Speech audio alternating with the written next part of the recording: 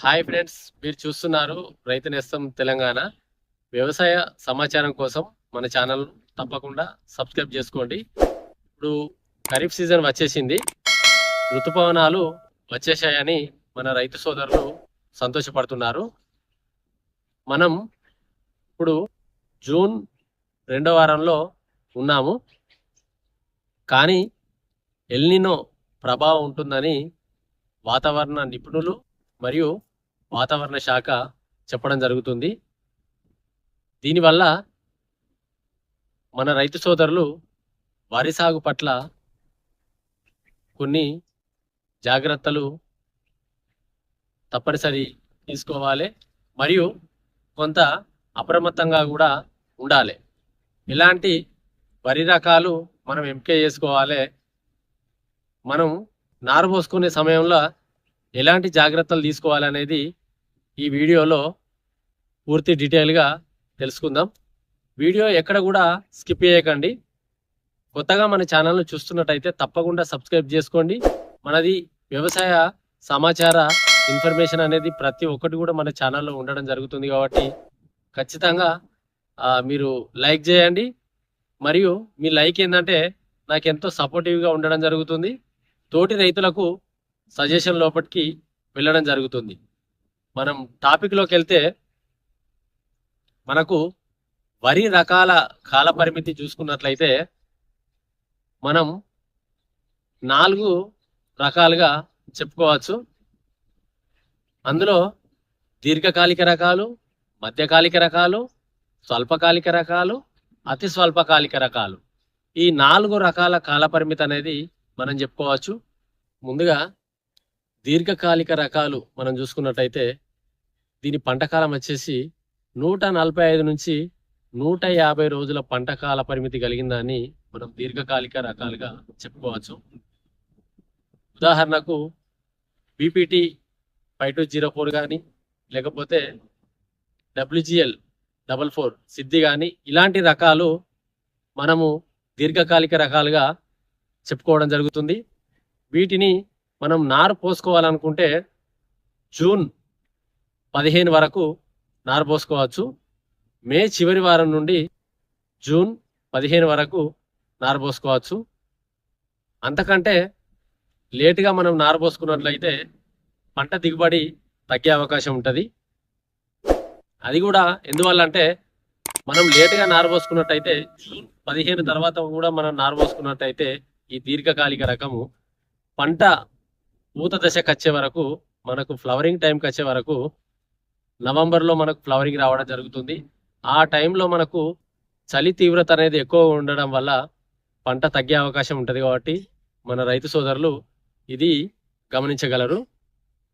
రెండోది మధ్యకాలిక రకాలు. 130 నుండి 140 రోజులు కాలపరిమితి కలిగిన దాన్ని మనం మధ్యకాలిక రకాలుగా చెప్పుకోవచ్చు. ఉదాహరణకు జై శ్రీరామ్ కానీ, లేకపోతే హెచ్ఎంటి కానీ, ఇలాంటి రకాలను మనము మధ్యకాలిక రకాలుగా చెప్పుకోవచ్చు. వీటిని మనం నారు పోసుకోవాలనుకుంటే జూలై మొదటి వారంలో నారు పోసుకున్నట్లయితే పంట దిగుబడి అనేది చాలా బాగా రావడం జరుగుతుంది. ఇది మన రైతు సోదరులు గమనించాలి. నెక్స్ట్ వచ్చేసి స్వల్పకాలిక రకాలు. స్వల్పకాలిక రకాలు చూసుకున్నట్టయితే 120 నుండి 125 రోజుల పంట కాల పరిమితి కలిగిన వాటిని మనం స్వల్పకాలిక రకాలుగా చెప్పుకోవచ్చు. వీటిని మనం నారు పోసుకోవాలనుకుంటే జూలై 2వ వారం వరకు నారు పోసుకోవచ్చు. అంతకంటే లేటు మనం పోసుకోవద్దు. వీటిలో మనం రకాలు చూసుకున్నట్లయితే KNM 1638 కానీ, 733 కానీ, లేకపోతే RNR 15048 తెలంగాణ సోనా కానీ, ఇంకా WGL 962 కానీ, మిగతా ఇలాంటి రకాలు 120 నుంచి 125 రోజుల రకాలు పంటకాల పరిమితి కలిగిన రకాలను మనం పోసుకోవచ్చు. మరియు ఇందులో RNR 15048 తెలంగాణ సోనా ఇట్లా మనం నారు పోసుకోవాలనుకుంటే ముందుగా మనము నారు పోసుకోవద్దు. జూన్ మొదటి వారంలోనే నారు పోసుకోవాలి. అంతకంటే ముందుగా మనం నారు పోసుకున్నట్టయితే ఈ వెరైటీకి ఫోటో సెన్సిటివిటీ ఉండడం వల్ల వరి పంట కాల పరిమితి పెరిగి వరి కూడా ఎక్కువగా ఎత్తు పెరగడం జరుగుతుంది. ఇది మన రైతు సోదరులు గమనించగలరు. మరియు దొడ్డు రకాలు చూసుకున్నట్టయితే, స్వల్పకాలిక దొడ్డు రకాలు చూసుకున్నట్టయితే మనకు మంచి పంట దిగుబడి 32 నుంచి 34 క్వింటాల పంట దిగుబడి వచ్చేసి KNM 118 కానీ, JGL 24423 కానీ, ఇంకా ఇటువంటి రకాలను కూడా మనము వేసుకోవచ్చు.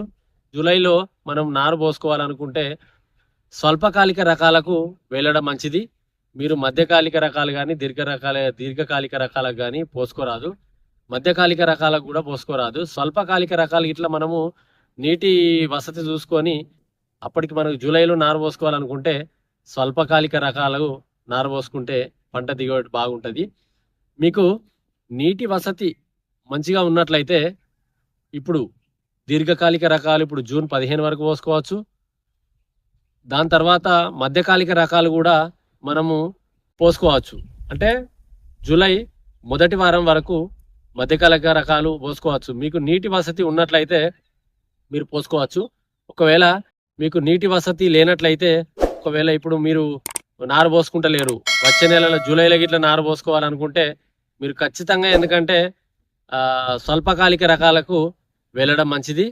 ఇది మన రైతు సోదరులు ఖచ్చితంగా గమనించగలరు.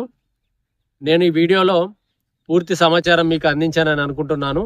ఎల్నినో ప్రభావం మాత్రం ఖచ్చితంగా ఉంటుందని చెప్తుర్రు మనకు కూడా, ఎందుకంటే దాని ప్రభావం అనేది కొంత ఇప్పటి వర్షాలు ఏంటంటే మనకు కనబడుతుంది. దీన్ని గమనించాలి. మళ్ళొకటి మన రైతు సోదరులకు చెప్పేది ఏంటంటే, ఈ దీర్ఘకాలిక రకాలు అంటే బీపీటీ కానీ, లేకపోతే జైశ్రీరామ్ కానీ, HMT కానీ, ఇలాంటి రకాలకు కొంచెం చీడపీడలు అనేది ఎక్కువగా ఉండడం జరుగుతుంది. వీటికి ఎందుకంటే మీరు ముందు నుంచెల్లే కొంచెం తగిన జాగ్రత్తలు, ఎందుకంటే చీడపీడలు కొంచెం రాకుండా మీరు ముందు నుంచెల్లే చూసుకున్నట్టయితే పంట దిగుబడి అనేది చాలా మంచిగా రావడం జరుగుతుంది. ఇంకొకటి, యూరియా అనేది మీరు అధికంగా వాడకండి. యూరియా మీరు అధికంగా వాడడం వల్ల పచ్చదనం కానీ, అధిక ఎత్తు కానీ పెరగడం వల్ల పడిపోయే అవకాశం ఉంటుంది. దీనివల్ల ఎందుకంటే పంట దిగుబడి కూడా తక్కువ అయ్యే అవకాశం ఉంటుంది. కాబట్టి మన రైతు సోదరులు ఎందుకంటే వర్షాకాలం లోపల ఎక్కువ యూరియా వాడకండి. మధ్యలో ఒక టైం యూరియా స్కిప్ చేసినా కానీ మనకి ఇబ్బంది ఏం లేదు. ఎందుకంటే దానివల్ల మనకు వెదర్ కూడా, ఎందుకంటే వర్షాకాలం లోపల మధ్యలో ఒక దఫా మనం యూరియా చల్లినంత వాతావరణం ఉంటుంది. కాబట్టి ఇది కూడా మన రైతు సోదరులు గమనించాలి ఖచ్చితంగా. ఎందుకంటే మన ఛానల్ను కొత్తగా చూస్తున్నట్టయితే సబ్స్క్రైబ్ చేసుకోండి. ప్రతి ఒక్క సమాచారం అనేది మన ఛానల్లో ఉండడం జరుగుతుంది. ప్రతి ఒక్క వీడియో కూడా మన ఛానల్లో ఉండడం జరుగుతుంది. అగ్రికల్చర్ గురించి ప్రతి ఇన్ఫర్మేషన్ ఉండడం జరుగుతుంది. కాబట్టి మన రైతు సోదరులు ఖచ్చితంగా ఇది గమనించగలరు. మీరు నారు పోసుకోవాలనుకుంటే నేను చెప్పిన పద్ధతిలో కాల పరిమితిని బట్టి మీరు ఏ టైంలో నారు పోస్తుర్రో దాని పంట కాల పరిమితిని మీరు ఎంచుకుంటే చాలా బాగుంటుంది. కొత్తగా చూస్తున్నట్టయితే తప్పకుండా సబ్స్క్రైబ్ చేసుకోండి. Thank you.